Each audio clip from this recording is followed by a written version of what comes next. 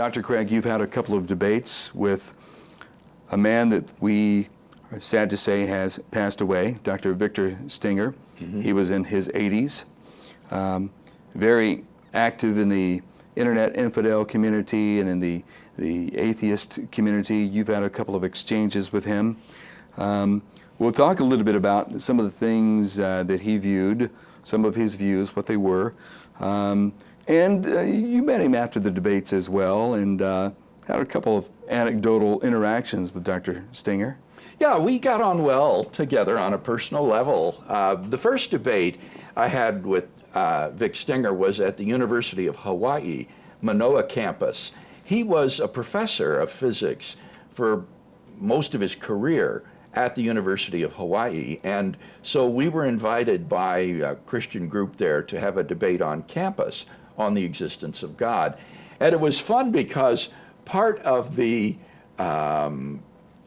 arrangements for the debate was the hosting group wanted to buy us each a Hawaiian shirt, an aloha shirt, to do the debate in. And so they gave us each some money and we went out shopping, and I bought a beautiful aloha shirt that I still wear today, sometimes when I teach defenders class, and wore that for this debate. So it was really in the Hawaiian atmosphere. And that debate went very well. I felt really great about the outcome. Well, Stenger then moved to the University of Boulder during his retirement years, and this was when he really became active in the atheist community and began to publish books dealing with religion and science. And we were invited by the Socratic Club at the University of Oregon to have a debate there on the existence of God. And so I flew out to Oregon, and we had this debate there. And I thought, well, I shouldn't just run the same arguments that I did the first time. I'll use some different arguments this time. So I think that was the very first time I ever presented and defended the ontological argument in the context of a debate, as well as certain other arguments. And Stenger was caught rather flat-footed because he thought I was going to give the usual 5 arguments that I always give. And so after that debate was over, after talking with students, I went back to the hotel where I was staying, and there was Vic Stenger sitting alone in the bar, having a drink. And I walked up to him to say hello, and he looked up at me and said, "Oh, you used different arguments this time." And I said, "Yeah, I thought I'd like to mix it up a little bit." So that was a sort of funny encounter. But those 2 debates are available on YouTube. If you Google William Lane Craig and Victor Stenger, both the debate in Hawaii and the one in Oregon will come up, and I think they're worth watching. They are. There's some real teaching moments in there, especially when it comes to the ontological argument. Yeah. If you want to see how the ontological argument kind of plays out and what a typical defense against it is, or an opposition to it, is there such a thing as the greatest conceivable pizza exactly. or island or something like that? That's what comes up. And so you'll see the interplay there with the typical objection to. Yes, exactly. Stenger said the greatest conceivable pizza must necessarily exist, and so if the ontological argument is sound, so is this argument for the greatest conceivable pizza. And as I pointed out to him, the idea of a greatest conceivable pizza is simply logically incoherent, because a pizza is something that you can eat. It's a foodstuff made of crust and tomato sauce and so forth, and therefore it cannot be metaphysically necessary. So the whole idea is just logically incoherent, and yet this was the sort of, as you say, typical parody that was presented against the argument, and I think it only went to show the credibility of the argument, because the idea of God isn't logically incoherent, like the idea of a maximally great pizza. Dr. Stenger also defended the idea that the universe could or did come from nothing. And in some of his writing, he quotes from Krauss's book. He says, "The nothing that Krauss mainly talks about throughout the book is, in fact, precisely definable. It should perhaps be better termed as a void, which is what you get when you apply quantum theory to space-time itself. It's about as nothing can be. This void can be described mathematically. It has an explicit wave function. This void is the quantum gravity equivalent of the quantum vacuum in quantum field theory. All of that, again, as you pointed out, to say that's not nothing. Exactly. It has properties, has a wave function. This is a physical system that then undergoes evolution and change according to the laws of quantum mechanics. Krauss knows this. Stenger knows this. And therefore, it is a deliberate misrepresentation of science to say that this is a description of literal nothing. These fellows don't seem to understand that the word nothing is not a substantive term that refers to something. Nothing is what philosophers would call a quantifier. It's like all things, no things, some things. It's a quantifier term. And so what nothing, the word nothing means is not anything.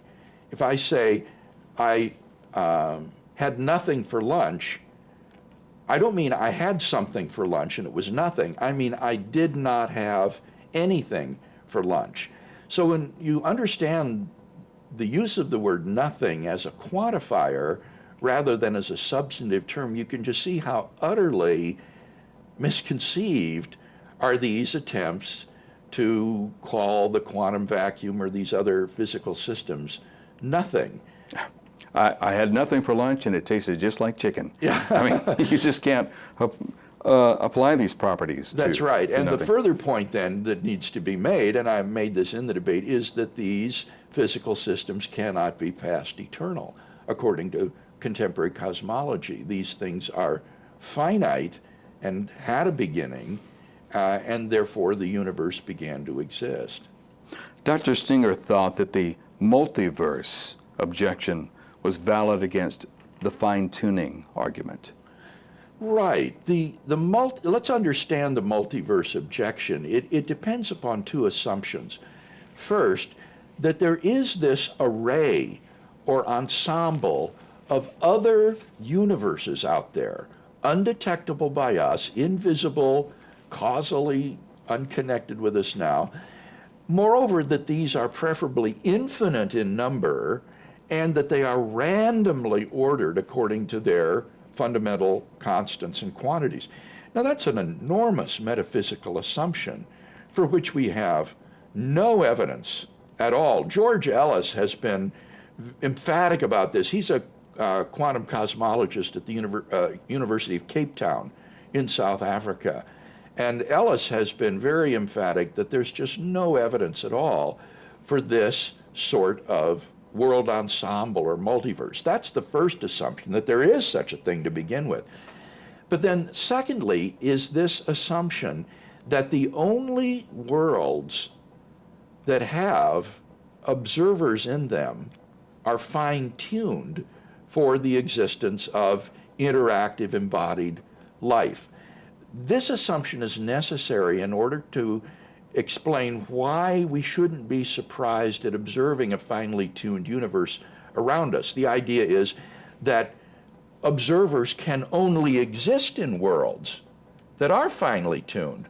So we shouldn't be surprised when we look around and see the universe fine-tuned for our existence. If it weren't fine-tuned, we wouldn't be here to be surprised about it. So this observer self-selection effect is a crucial assumption of the multiverse explanation of fine-tuning. But as Robin Collins, who is, I think, the philosopher who has most occupied himself with these questions, points out, this assumption of the observer self-selection effect is false. You don't have to have a universe fine-tuned for the existence of embodied, interactive observers like us. You could have a world in which an observer simply fluctuates into existence out of the quantum vacuum and observes its otherwise empty world, has delusory observations of the world around it, illusions. This is called a Boltzmann brain, after the German physicist Ludwig Boltzmann. And these Boltzmann brains could just fluctuate into existence. They would be the only thing that exists, with an illusory universe surrounding them. And these types of universes are vastly, vastly more probable than a finely tuned universe like ours. So if you go with the multiverse hypothesis, you really ought to believe that you are a Boltzmann brain, that you're the only thing that exists, and the world around you, your friends, your family, even your own body are just all illusions of your mind. That's all that exists. Well, no sane person believes that he is a Boltzmann brain. And in that case, that means that this multiverse explanation of the fine-tuning fails. So I think one mustn't, let me back up. So I think Stenger was all too quick to advert to the metaphysical hypothesis as though it were unproblematic. He never really addressed these very serious problems with the assumptions that underlie the multiverse explanation.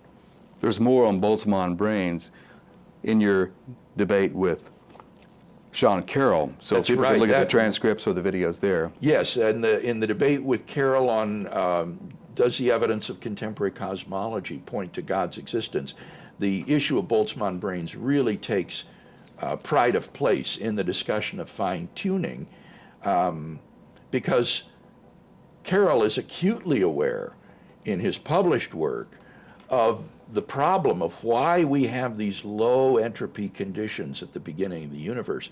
And in the book, he is just driven back and back and back until he adopts this model that he presents in order to try to explain why there is this observed low entropy condition around us. And in the debate, he won't even defend that model. He really backs away from it and just appeals to other unnamed theories that would make Boltzmann brains avoidable without really telling us how. Dr. Stenger also often used the lack of evidence argument against God in its various forms, but he did with you as well, I believe. Yes, he used that in the debate in Oregon, and his argument there is that the absence of evidence for some entity can count as evidence of absence, that is, evidence that it doesn't exist, if we would expect to have more evidence of that thing if it did exist. Let me give you an example. The absence of any evidence for a planet between Venus and the Earth is pretty good evidence that there is no such planet. Why? Well, because in this case, if there were a planet between Venus and the Earth, we would expect to see it and have evidence of it.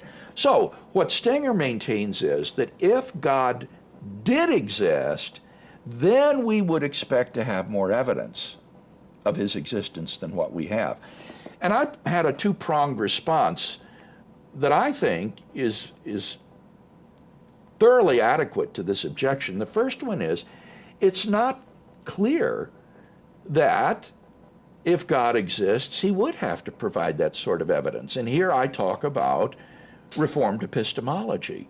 It could well be the case that God would provide a kind of inner testimony to people apart from the evidence that would lead them to himself if their hearts are open rather than closed and hostile to him, so that those who approach God with a spirit of humility and openness will come to a knowledge of God through this interior way. That's a possibility. But secondly, what Stenger and those who press this objection assume is that there aren't any good arguments for God's existence. That's why they say that if God existed, we ought to have more evidence of his reality than they do, because they think there are no good arguments. I think there are good arguments for God's existence. So that to say that if God existed, he would provide more evidence of his existence is to say that if God existed, he would provide more evidence than the origin of the universe out of nothing at some time in the finite past than the incomprehensible fine-tuning of the universe for intelligent life, more evidence than the existence of a realm of objective moral values and duties in the world, more evidence than raising Jesus of Nazareth from the dead in attestation of his radical personal claims. And I don't see any reason to think that if God existed, he would be obligated to provide more evidence than that. I think that's plenty of evidence to justify belief in his existence. Any other acts pale in comparison. Yeah, they really do. They're like parlor of the tricks. Universe and, Oh, yeah. and the resurrection of Jesus. Pick a card, any card. Yeah. I mean, it just it's trivial Yeah. when in comparison to that.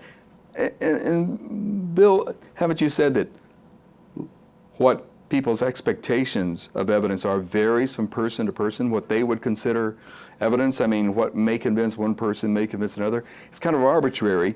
People have their own little tests. One thing that Dr. Stenger pointed out is the prayer test. He thought that since so many of those failed, that was an evidence that he would Right. be convinced If God by. existed, then these tests about the efficacy of intercessional prayer ought to yield evidence of his existence. I've never been impressed with that attempt to trap God in these sort of laboratory situations. Even when I heard about these initially, I was skeptical of them because I just don't think any reason to think that God would allow himself to be trapped by these sociologists doing these kinds of surveys of the efficacy of prayer. Prayer is not an apologetic for the truth of Christianity or the existence of God. That's not the way prayer operates. Prayer is an expression of the life of faith. It's an expression of the piety and trust in God of a person who has already come to believe that God exists and now is living a life of discipleship in obedience to that. And so to try to use prayer as a means of proving God's existence or disproving it, I think is just utterly inappropriate, and I see no reason that God would allow himself to be snared by sociologists in this way. Do I also hear you say that the nature of prayer is just so personal to the person who's doing the praying, that there's so many factors involved to test it in such a bald, raw way without the personal factors that would be involved in the life of that person. Yeah. That's very true, Kevin. I mean, there's absolutely no reason, contrary to the health and wealth gospel people, to think that God's will for your life is that you be healthy. And therefore, every time you get sick and pray to get better, that God's going to bring along some means to heal you. He may have great things to teach you or those about you through sickness and hardship and suffering. So it's just very naive to think that you can run these intercessional prayer tests for the sick and determine whether or not God exists based upon the answers. Bill, as we conclude today, we wanted to acknowledge the passing of this man whom you've debated and had some interaction with. Yes, I've always found him to be congenial and not mean-spirited. I had good relations with him on a personal level. And so when I heard this, I was saddened to hear about his passing.